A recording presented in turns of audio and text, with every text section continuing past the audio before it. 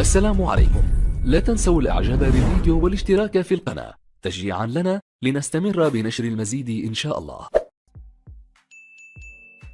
السلام عليكم ورحمة الله وبركاته. أهلا بكم مع موعد مباراة الزمالك اليوم مع البنك الأهلي في الجولة الثالثة من بطولة الدوري المصري الممتاز والقنوات الناقلة والتشكيل المتوقع لفريق الزمالك في مباراة اليوم، وإليكم تفاصيل هذه المباراة ولكن بعد هذا الفاصل.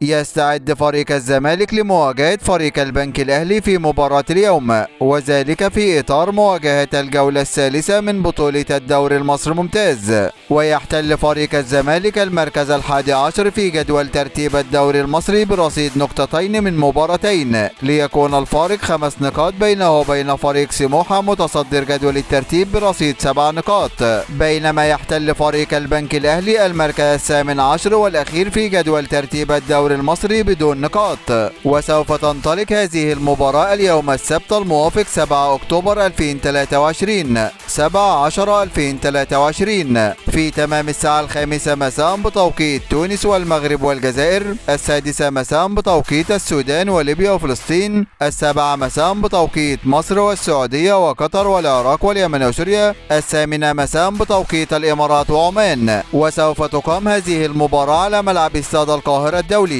وسوف تنقل هذه المباراة عبر قناة اون تايم سبورت 1 بصوت المعلق محمد الكواليني. وإليكم الآن التشكيل المتوقع لفريق الزمالك في مباراة اليوم. في حراسة المرمى محمد صبحي، وفي خط الدفاع عمر جابر وحمزة المسلوسي ومصطفى الزناري وأحمد أبو الفتوح، وفي خط الوسط نبيل عماد دونجا ويوسف أوباما وإبراهيم نضاي، وفي خط الهجوم مصطفى شلبي وأحمد سيد زيزو وسيف الدين الجزيري. هذا كل ما لدينا عن موعد المباراة، وانتظرونا في موعد مباريات قادمة بإذن الله تعالى. ولا تنسوا دعم الفيديو بلايك والاشتراك في القناة وتوقع نتيجة المباراة في التعليقات أسفل الفيديو.